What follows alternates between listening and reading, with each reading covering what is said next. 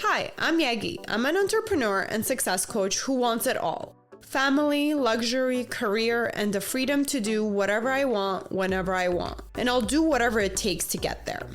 I created the Yegi Project to document my journey and inspire others to do the same. My mission is to change the world by influencing and leading others to do what they love and live fulfilled lives. Hello. Welcome back to the Yegi Project. Today we have Kim Ades, who is an author, speaker, entrepreneur, coach, and a mother of 5. I genuinely don't know how she does it, but she is the founder and the president of Frame of Mind Coaching and Journal Engine. But I'll give the floor to Kim so she can tell us who she is and how did she get started. Well, first of all, thank you so much for having me on your show. It's such an honor and a pleasure, so thank you. How did I get started? I've run an executive coaching company. I've been doing that for 20 years. And years ago, before I ran an executive coaching company, I guess you can call me a bit of a serial entrepreneur. I used to own a company that built simulation-based assessments. And what we were doing is we were helping companies decide who to hire. And we're trying to help them pick the best candidates and identify who the best and, top performers would be. And what we learned was something very interesting from that process. When we tested hundreds and hundreds of people, what we discovered is that top performance, may be influenced by intelligence, may be influenced by experience, education, background, personality. But there was one characteristic that trumped all of those things that was more important. And it was that if a person had a higher level of emotional resilience, they would be substantially more likely to succeed in any given field than other candidates. And so we started to hone in on that. And one of the things that I was interested in is if top performance is so influenced by emotional resilience, is it possible to teach people how to build and strengthen their emotional resilience? Oh, wow. That's very interesting. I wouldn't think that would be the top skill for somebody to be able to get through or perform their best at a position. Now, to define a little bit further and explain, so what is emotional resilience in your definition? Yeah, so emotional resilience is the ability to experience a negative, to have an adverse experience, something bad happens to you, and it's the ability to get back up from that experience with speed and agility and leverage that experience in some positive way. So it's not only what you learn, but what you do with it that matters. So those people who are extremely resilient, they fall. We're all human, right? We fall, but then they get up quickly and then they say, okay, what just happened to me? And how do I package it? How do I take it and run with it and turn it into an advantage for me? Interesting. Now, you said you guys were intrigued to see, okay, is this emotional resilience something that we can teach or coach, or do some people just build it based on their life experiences? Were you guys able to find an answer to that, or is there a way to work on in our emotional resilience, or how do we even test somebody? So let's say I want to hire an employee, and you said you guys did that for a long time to find the best candidates. What are some things I can look for to see if somebody is emotionally resilient, if they are going to be a good candidate? Yeah, so that's a lot of questions. So let's see if I can unpack that. Yeah, let's unpack that. Okay, so first of all, can we teach someone emotional resilience? The answer is yes. Can we help someone strengthen their emotional resilience? Absolutely, there's no question. Are some people more naturally resilient than others? Yes. Just like some people are more athletic than others, and some people have an easier time with math, and some people are, more, let's say, physically flexible than others. So yeah, some people are more resilient than others, but a flexible or someone who isn't so flexible, can they increase their flexibility? The answer is yes. Can someone who's not so good in math get better at math? Of course, right? So it's in the same kind of way of thinking about those things. We can definitely build up our resilience. And so then your next question was, and I think what we're going to do is come back to how do we teach them to build their resilience? Let's come back to that for a second. All But right. you asked the question, how do we screen for emotional resilience? And what we want to do is understand their experiences of adversity, understand their moments of stress, of failure even, and see how they reacted and responded to those negative experiences, how they bounced back.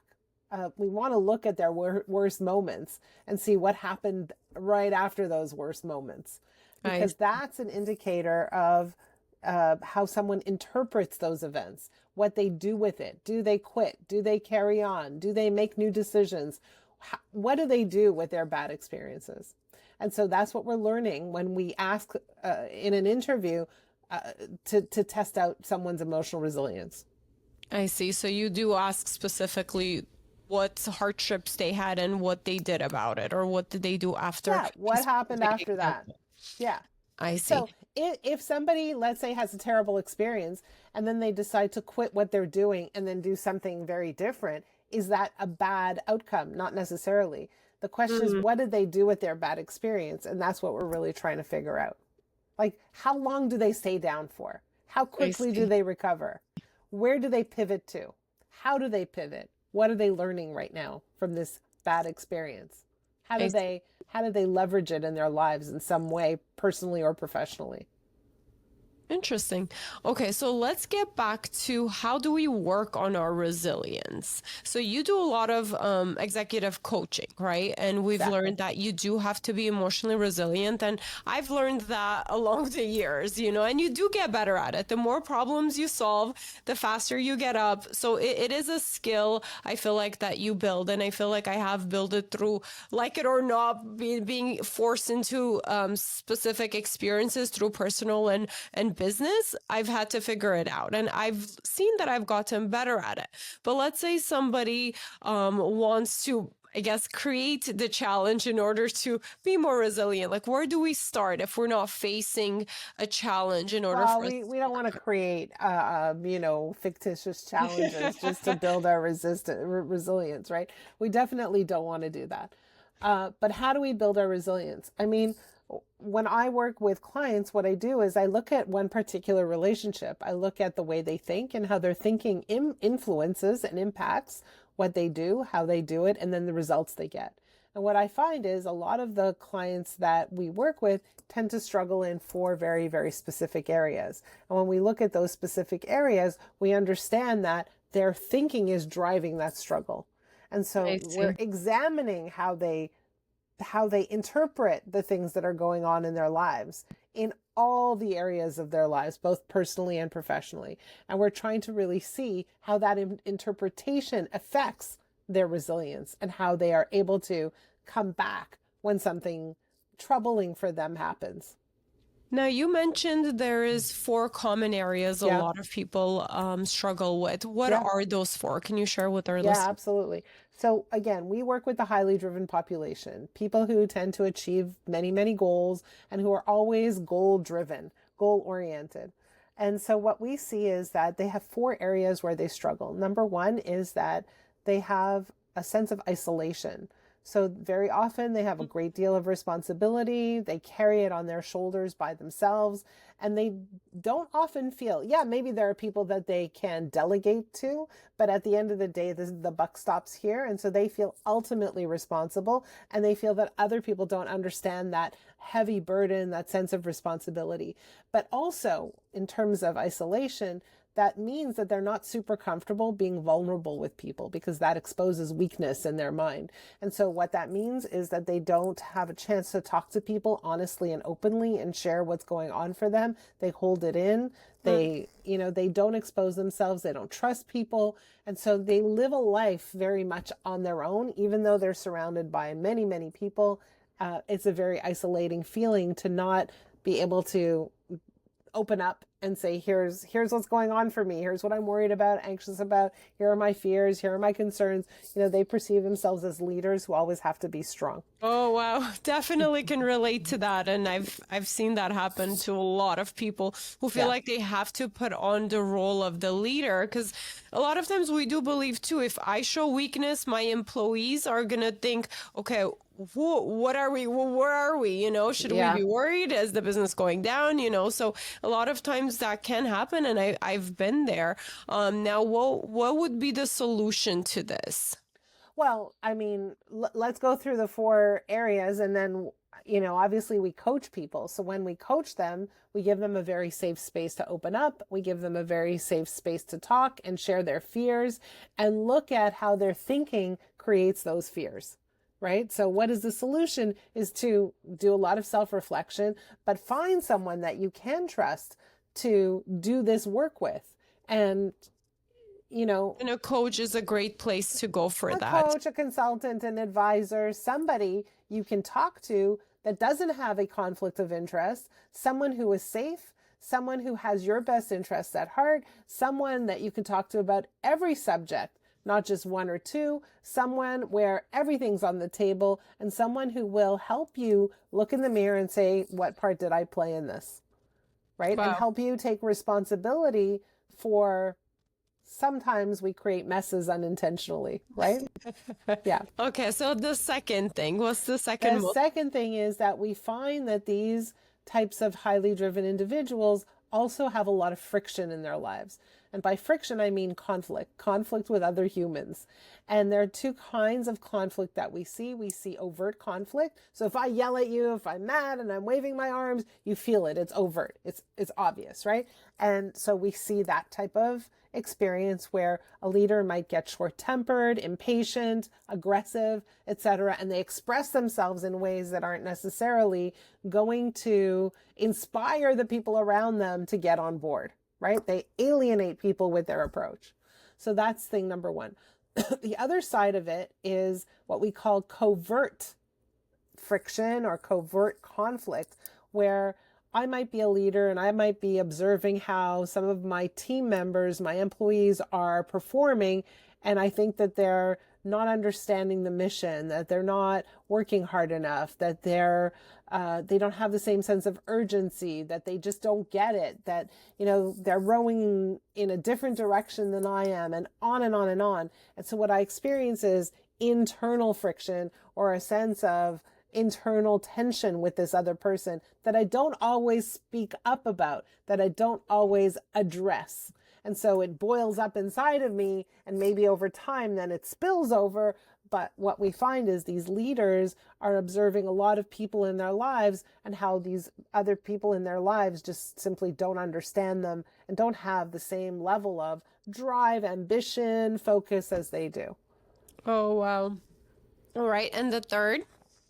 The third is what I call chronic dissatisfaction. So we have these leaders who are top performers, they're high achievers, but they never feel like they're far enough ahead. They always feel like they're behind. You're laughing. You can I'm relate, laughing. I can relate. Yes. We right? always want more. We do have to work on, I've worked on a lot being present and enjoying what I have at the current moment, but it's weird. A lot of entrepreneurs I talk to, we always want more. And no matter how happy we may seem, it does come back to a point where, like you said, it's a problem. It's a problem. And so these leaders, they feel like they should be further ahead. They don't understand what's taking so long, why it's so hard. Is it their team? Are they around the wrong people? Do they have the wrong strategy? Is something wrong with them? Like, why? Why is it so hard? It should be easier. They should be miles more accomplished than they already are. And yeah, maybe they did have accomplishments in the past, but they don't count anymore. And on and on and on, right? So Yeah. there's this feeling of kind of always looking over your shoulder, making sure that you're always up to speed, making sure you're not falling behind, making sure nobody's noticing. Sometimes they feel like imposters and so on, right? So why is that? We know it's a problem, but why is it a problem? Can it be a strength in order to be able to accomplish more, or It can be it can be a motivating driver. But what okay. we find is more often than not, it's a debilitating factor instead of a motivating driver. And even if it is a motivating driver, like we definitely see people who are like wanting to make sure they're always on top of their game, better than the rest of their peers, etc. They get burnt out, they get exhausted, they get stressed. And so what we notice is it affects number 4, What is number four? Number four is a term I invented. It's called slippage. And that's where they let very important things slip through the cracks. Their Mm, health, their eating, they're not exercising, they're maybe not sleeping super well, they're not having fun, they're stressed, their personal relationships aren't where they want to be, they're not, and then they look at their lives and they're like, wait a minute, I'm working all the time. Is this how it's supposed to be? Right? I don't get yeah, it. I'm working so hard for a reason. Where's the fulfillment part of my life? I don't feel fulfilled. I feel I burnt out. see.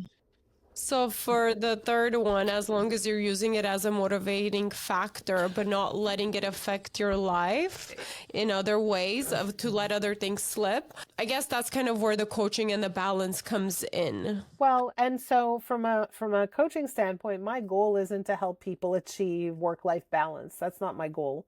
And I'll explain why. Okay, I have a philosophy about balance. Like, I don't know if you have kids, but you might remember Yeah. when you do. How old are your kids? I have three kids, 9 months, three Wow. years, and 4 years. Okay, so I don't know if you ever take them to the park and there's like a seesaw or a teeter-totter, right? I Yes, don't know if they're old enough for the they are. teeter-totter. They are. Okay, so they're on the teeter-totter, right? And what happens when they're in perfect balance? They're not. No, but what happens? Oh, they're still. They're They're stagnant. still, there's nothing going on. There's no action. There's no movement. And so, do we want a life of perfect balance, of no action, no movement? That's not really what we're after. What we're after is, we like the ride. We want to be able to enjoy the ride when it's bumpy a little bit, right? So, Good analogy. I like right? So what I want to teach people is how to enjoy the ride when it's bumpy a little bit, right? Which that. is which Never. is It's never still, it's actually. never still, but okay, fine. We'd like moments of stillness, not a lifetime of stillness, right? And when it's bumpy, that's when we need our emotional resilience tools to come into play. That's when we need that muscle internally to say, okay, it's a bit bumpy, but I'm not terrified, I'm not anxious, I'm holding on and I'm okay. I'm okay. I can handle this. I see. All right. It sounds like you actually have coached many, many people to really hone down into this top four. I personally can relate to all of that at different points in my entrepreneurial leadership journey, Yeah. and also to a lot of other entrepreneurs I've talked to. I did kind of skim through your website. I was curious what type of programs you offer, and I was really fascinated about the 100 Days of Coaching program. I think Okay. that's kind of so beautiful for executives to be able to offer that to employees. Can you tell us what that program is and who is it right for? Yeah, that's a great question. So 100 days of program of journaling, sorry, 100 days of coaching is really more for person starting a new position. It doesn't necessarily need to be a brand new employee, but it could be like a young employee who's moving into, let's say, a management role, or somebody who's moving up. So you see a high potential Mm, employee, you want to support them, you want to give them some training, some kind of not only tactical support, but emotional and leadership support. And so you would put them into the 100 days of coaching program. And what happens in that program is they're assigned to one of our coaches. We have a team of coaches in Canada and the US. And what happens is that they are journaling with their coach every single day, and they have a call scheduled with them one time a month for the first 100 days of their new position or their new job, right? So we're getting them acclimated, we're getting them up to speed, we're smoothing out the bumps for them. Anytime someone starts something new, whether it's a new job, a new position, maybe they're moving from one department to the next, anytime that happens, there's usually a little bit of, kind a of learning curve. a learning curve, a little insecurity, a little, acclimation that takes place. And so we help with that process. We also help them acquire the skills and the tools to handle the changes in context, the changes in players, the new dynamics, the communication, maybe areas of friction that they might have, etc. And so we equip them to get into this new role and do it smoothly. I see. That's awesome. Now, you also mentioned that you guys focus a lot on executives. Yeah. We talked about the four main, I guess, problem areas and what they can have coaching on. Yeah. But what else have you noticed about executives? Because a lot of my listeners are there or want to get there, Yeah. but they struggle along the way. And we've talked about the four common things they can go through, but what can they do besides getting coaching, or what's the number one advice you have for them in order for them to get to the next level or to improve their leadership skills even a tad bit? Yeah. I'll tell you a few things. Okay. I think that amazing leaders do a few things. Okay. So we'll talk about what they do. Number one is that they have a set of thinking strategies that they use consecutively or consistently over time. So the first strategy is that they are always asking themselves about their own beliefs. What do I believe to be true that's causing me to feel stuck, challenged, impatient, etc.? And are those beliefs lined up with my goals? So they're always self-reflecting, right? They're I always see. looking at themselves and saying, am I thinking in a way that's making it easy for me to reach my goals? If not, I need to adjust my thinking. So they're always looking at their own thinking as through the lens to which it will help them achieve their goals, right? So their thinking becomes critical to their ability to lead, to create strategy, to make decisions, etc. And they're conscious of that. So they're asking themselves, do my beliefs line up with my goals? So that's thing number one. And if not, they challenge their beliefs. Thing number two is that these leaders are people who are, I would say, differently resourceful than most humans, right? They are far more resourceful. And you might think, well, that's an easy one. That's an obvious thing, but they think about resources differently. These leaders do not think in terms of shortages or scarcity. They think in terms of abundance. And in their minds, there's no shortage of anything. There's no shortage of talent. There's no shortage of time. There's no shortage of money. There's no shortage of anything. And it's just a matter of accessing the resources to maximize what they are looking to achieve. So if they need help, they'll get help. And they never use any reason, never use any excuse as a limitation for not being able to access those resources. And The that's rest of the the world, mindset of a leader, or yeah. that's the mindset we need to get to as a leader in order to be successful. Yeah, right. So like I can't tell you how many let's say solo entrepreneurs who say, well, I can't invest in coaching. I don't have that kind of money. Executives say, I'm going to find the money because I know this is Yeah. going to make a massive difference. They think differently. They approach things differently. They just see the world through a different lens. And that lens is through the lens of abundance instead of scarcity. And then last but not least is that they focus on what they want instead of what they don't. They focus on solutions instead of problems. And they're very single-minded. They don't get distracted with the problems. They're clear about their destination, about where they're going, about what they want.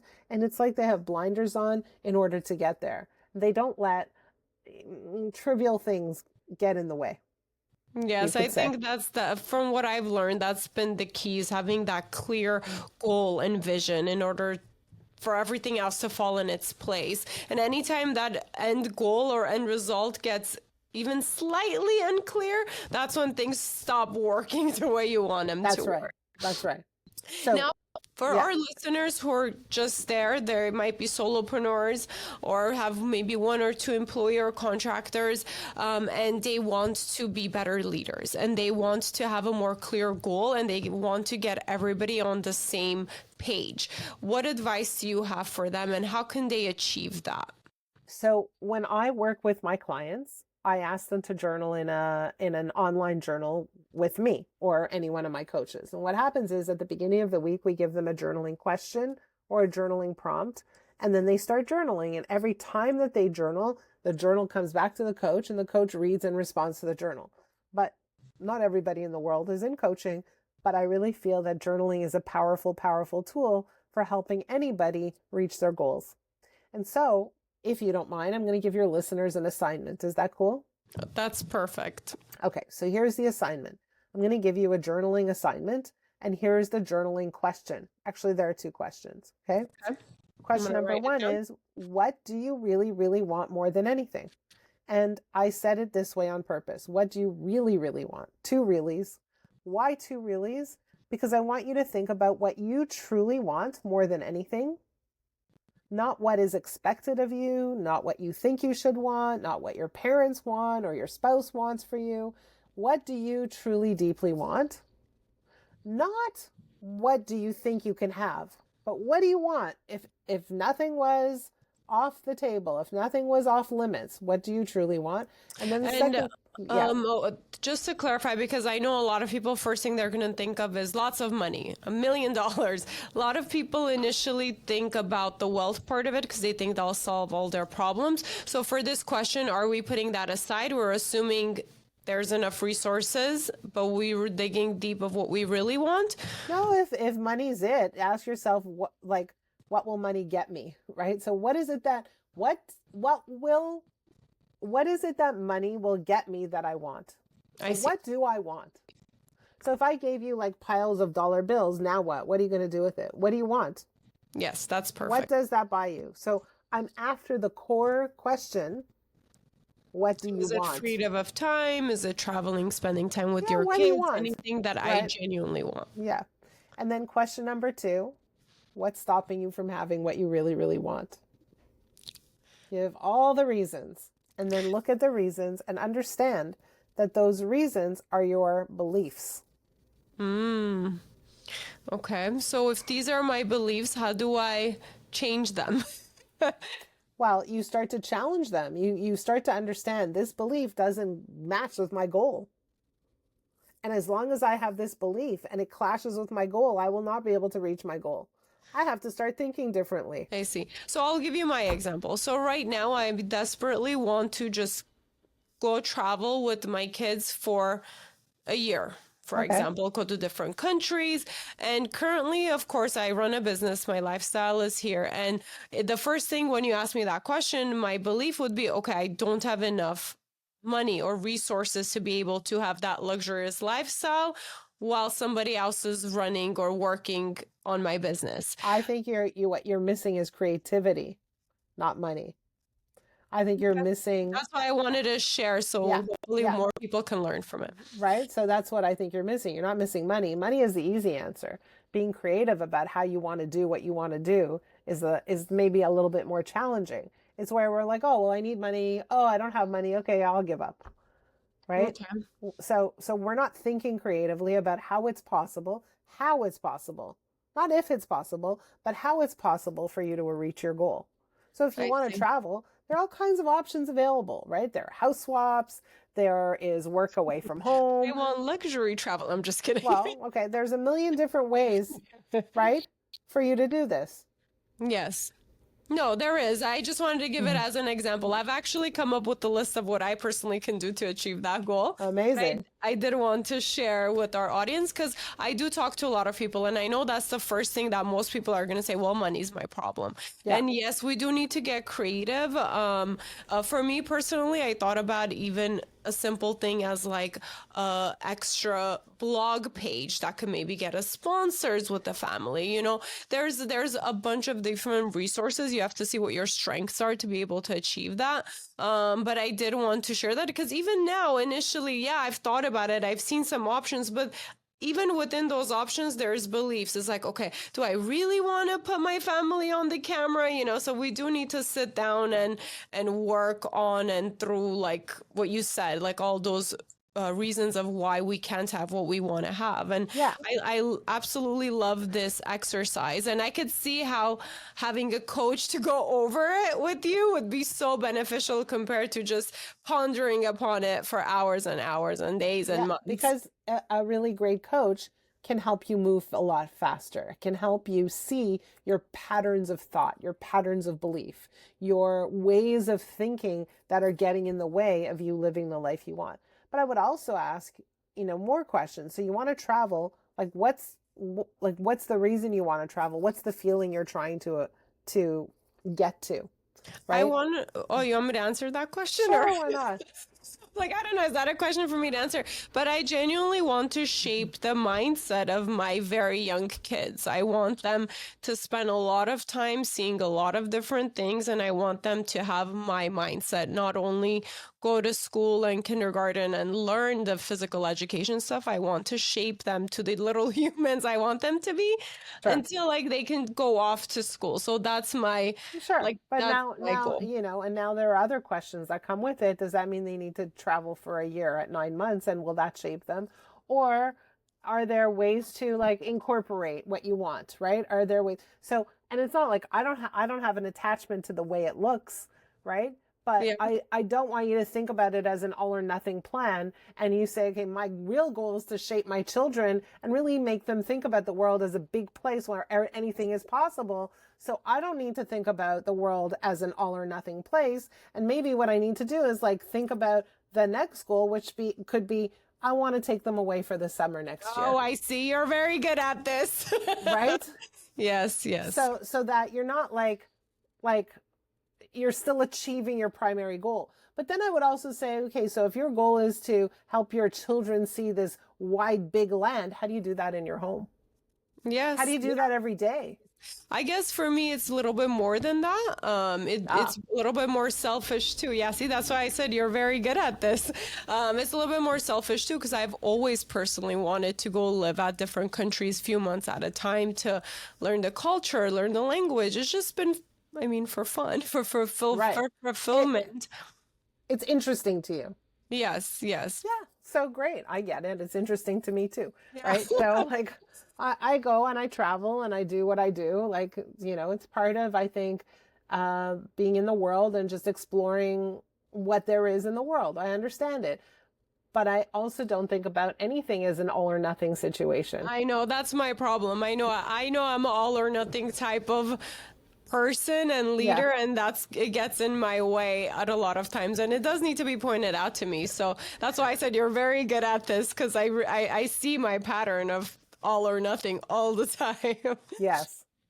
Now, so when you're in an all or nothing situation, what happens is you feel a high sense of dissatisfaction because you're not getting what you want. And also, when you kind of get what you want, you say, no, it's not good enough. It's not exactly as I wanted it. It's not luxurious enough. It's not perfect. Right? Yes, I've worked on it, but yes, definitely I know what you're talking about.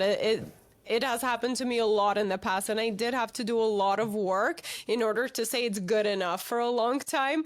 That term has been like my thing that gets me through a lot of projects, a lot of personal things. It's good enough.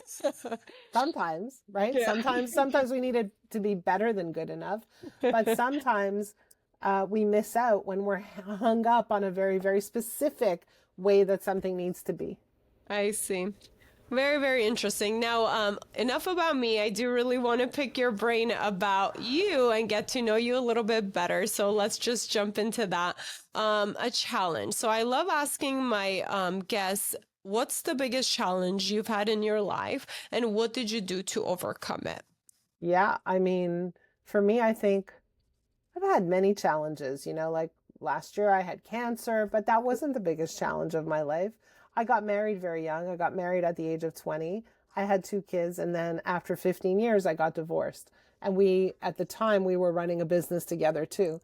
So when we got divorced, the marriage fell apart. My home fell apart. My life as I knew it fell apart. But also then it was very hard to work together. So, my life really, really dramatically changed. And that was a very big challenge for me at the time. And what did I do? To be honest, I journaled every day. Why did I journal every day? Because I wanted desperately to be able to handle this divorce, this separation, raising my children with as much grace and humility as I could. Some days I won, some days I didn't win, right? It's not easy. But what did I do with this? I built a business based on journaling, right? Like that's what I did with it. And so, and I got remarried, and life goes on. Life definitely goes on. Beautiful. Now, you use journaling to get through such a challenging time, because you said everything was changing, and was just looking so different with your work, your family, your marriage, everything kind of changing, or we won't call it falling apart, but Oh, we changing. can call it falling apart. It was definitely falling apart. So, with the journaling, what did you do? Did you just get the pen and the paper and just put out all your emotion into it? What did you get out of it, and why has that kind of been kind of the core of the business you have Yeah. built or you started? Yeah. So, I mean, for me, what journaling helped me do, because I didn't have a coach that I was working with or anything like that, right? What journaling helped me do was it helped me manage my emotions. And Okay. it helped to take me from where I was to where I wanted to be emotionally. So when I was like upset, depressed, concerned, not knowing if I'd ever like recover, not knowing if I'd ever find a new, partner in life, feeling alone, whatever, upset because of the way he did X, Y, or Z, or concerned for my children, or whatever it was that I was feeling. Any Like, negative emotion. yeah, all the upheaval that I had, I would write it down, right? So there's an idea that I have, or a concept. It's called dump, and then dump the dump. So what does that mean? When you're feeling all these emotions, put them down. And when you think you're done, keep going. So dump and then keep dumping. Dump, dump. And then at some point you have to stop dumping and you have to dump the dump. And so you say, okay, it's time to turn myself around. And when it's time to turn yourself around in your journal, you're like, okay, where am I going? How do I want to feel? What do I want in my life? Let me turn my attention away from all the things that are falling apart towards the things that I'm trying to build. The things that I'd like to have, the things that are working. I see. And honestly, I've journaled a lot in the past too, and I love it. It's the best thing to vent.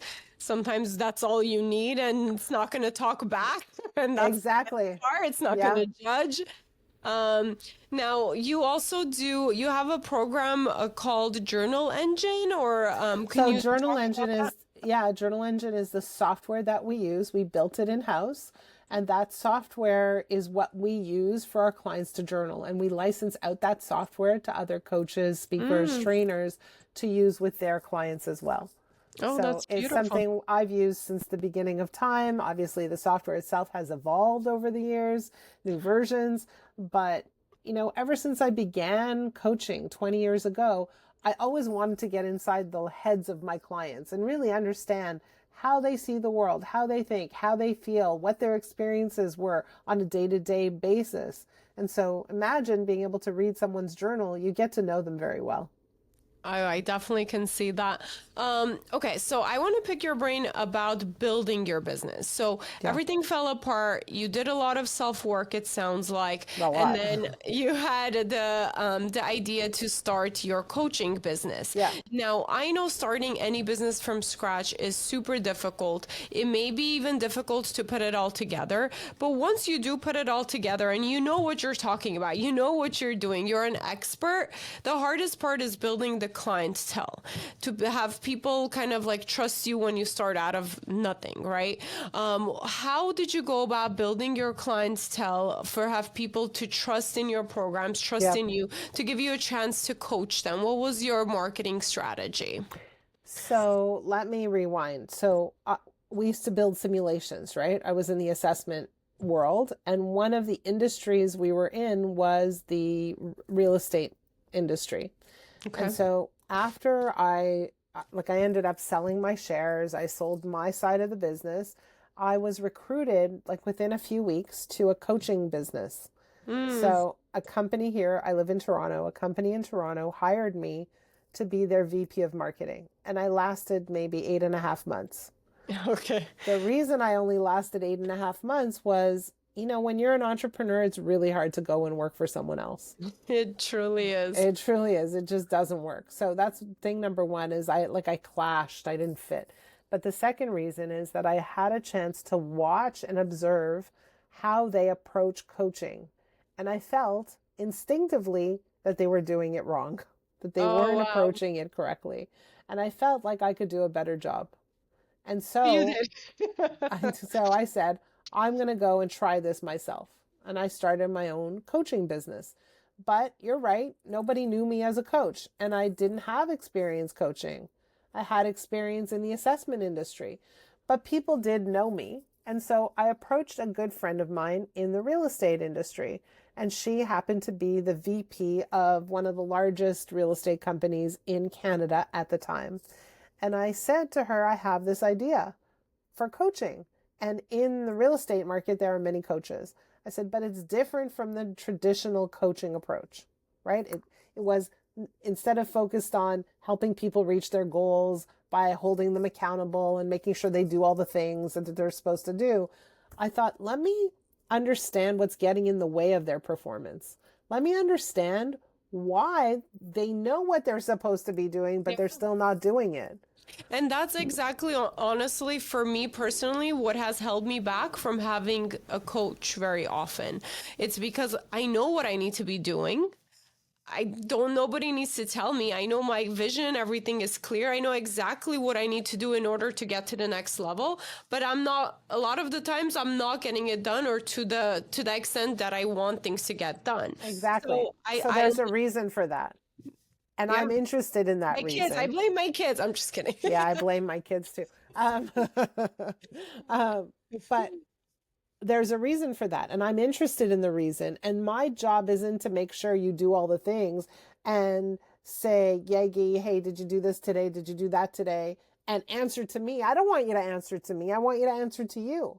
But I want to explore with you why you keep putting those things off, why you don't do things that you're supposed to be doing, or that you think you're supposed to be doing, or why you don't do them how you want to be doing them. Like, what's actually stopping you from reaching your goals?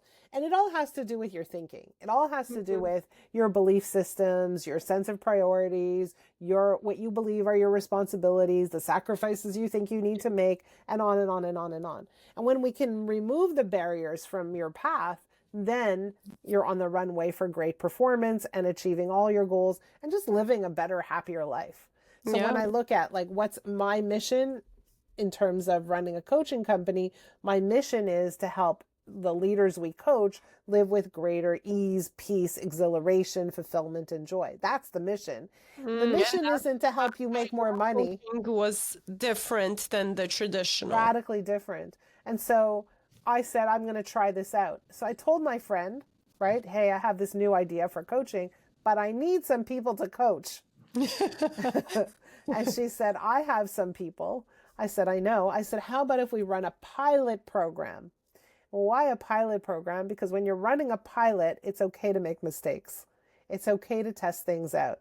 It's okay for people to say, hey, I really like this, but I would have preferred that. Or, right? They can give you feedback. It's like a soft opening. Exactly. It's a very soft opening. And I'll be totally frank with you. I never coached a person a day in my life at the time. So I was terrified.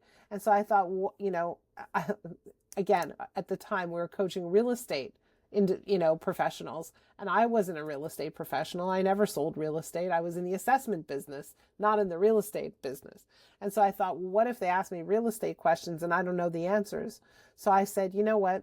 I'm going to find somebody who can help me as a backup. So I found a coach who could co-coach with me at the time. And he did more traditional coaching, and I said, look, here's what I want you to do. And if they're asking real estate questions, I'd like you to help out. And so we co-coached, and I decided solution to your limiting belief. Well, I found a solution to my insecurity, which is the better way of putting it. And so what I did was I decided, because one of my other fears was, I'm going to talk to somebody for a whole hour. What are we going to talk about for a whole hour? That's scary, right? So I decided I'm going to coach I'm going to coach a group of people. And if I coach a group of people and everybody talks for 5 minutes, then the hour will pass. No problem, right? Phew. Right. Well, yeah, I guess for you personally, but some people would be more intimidated with the group of people, but it depends. Okay, it depends. Anyways, that was my thinking. So what I did was I said, okay, let's create a group of five people for my first time. So I sold, remember, it was a pilot. So I sold coaching, 10 weeks of coaching for $100 per person. Yeah. Exactly. What a deal, right? And so 5 people, $100 each, 10 weeks. And I hired this guy and I paid him $1,000. So do the math. How much money did I make on this first coaching round? Not much. Not at all. I lost $500. I was paying for the price of learning, right? And after the first session, after the first 10 weeks, the deal was that I could sit down with each person who was in the group and get feedback. And they said, we love journaling. I used journaling from the beginning. We love what you're doing. We don't like that guy. He can go, right? So I learned very fast, very, very quickly that my approach, my philosophy, my methodology had a lot of potential. I see. And so I started to get better and better. Yeah, so I with the started pilot charging a little more, a lot more, right? Over time. That's beautiful. Well, I'm so glad that you found your way into the market, because that Yeah. is really, a lot of times people think, okay, I don't know what to do, what I'm passionate about, but then they struggle the most with building clientele. And I love your creativity with the networking, with even doing pilot program and losing money on it and, building that way. And that's, Because I was learning. I was just trying to figure out, is this something it was I an want to do? investment. Right? But I think that a lot of people think, oh, I got to have this big, huge launch, right? And I think that soft launching is really a low risk, high return investment. Because when you soft launch things, you're testing things out. You're seeing what works. You're seeing what doesn't work. You're not, building up for this big bang effect. I don't think you need to big bang anything. I think it's better to have a small soft launch and then grow bigger, bigger, bigger, bigger. Yeah. Awesome. Now, I'll jump a little bit to coaching managers. So I know a lot of entrepreneurs, again, may be great leaders, but sometimes we're horrible managers unless we work on that or learn. What would you advise for the entrepreneur who has built a team but is minding their own tasks and I guess goals, focusing on those, but is not a great manager for their team? Obvious answer would be hire a manager. No, I have a question for you. Do you want to be managed? No, No, nobody wants to be managed. no. Okay, so I think that the issue is that managers are busy managing instead of learning how to coach their team. So I believe that great leaders, whether they're managers, executives, senior leaders, doesn't really matter, but great leaders are also great coaches. And I think that companies don't invest nearly enough in teaching their leaders how to coach effectively. And I really do think that's a secret sauce in companies, and that companies don't understand it. They think it takes too much time, that it's too slow, that it's not focused on tasks, that it's not productive. And I want to say that couldn't be further from the truth. The minute that your leaders learn how to coach is the minute that productivity increases, retention decreases, satisfaction increases, all of that stuff. It's dramatic and it's really important. I think most companies are missing the boat on that. I see. Yeah. Honestly, I totally can see that. Nobody, like you said, nobody likes to be managed. Well, I have so many more questions. It's been great picking your brain. I definitely know our listeners will have found so much value just from this episode. But since we are running short on time, and can you share a little bit, where can they find you? Yeah, for sure. And what would be the first steps? If somebody wants to work with you, what would be the first steps? Yeah. How much do they need to budget or put aside? If you want to share that information, I know people would be interested to know. For sure. So we have a variety of coaching programs ranging from like $5,000 all the way up to $15,000. So, we work with your budget. So that's first of all. You can go to frameofmindcoaching.com to find out more about us. And if you're interested in taking any steps, then just schedule some time with me. It's called, scheduling. There's scheduling things all over the website, but it's a complimentary coaching call. You'll have some time with me. I'll learn a little bit about you and offer you some complimentary coaching and see if this is a fit for you. And so one of the things that I do want to offer your listeners, though, if they are here, one of the things that I discovered over the years of coaching, again, I've been doing this for a very long time, is helping individuals make better decisions. And so we have a formula for that. The acronym is HEAL, HEAL. And so if you're on the website, it's not for everybody. It's only for your listeners.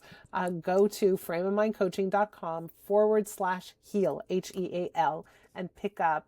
It's like just a PDF of how to make better decisions. Oh, wow, that's gold. Well, for our listeners out there, you guys better go do this now. Just have it on your desk for when you need to make your next decision. And I'm going to do that myself as well. Because again, like you said, as a leader, it is hard to have the support. We're making decisions every day, and it is difficult to know if it's the right decision. So if we do have a guide to help us with making better decisions, I'm forever grateful even just for that tool. Amazing. Thank you so much again, Kim, for your time. Thank you. It has been a pleasure. I look forward to connecting with you down the line. And until next time, thank you to our listeners. Bye. Bye. Thank you for listening. Please rate and review this podcast. Follow and engage with us on social media under the Yegi Project. And if you're interested in being a guest, email info@theyegiproject.com. And don't forget to subscribe so you don't miss out on any future episodes.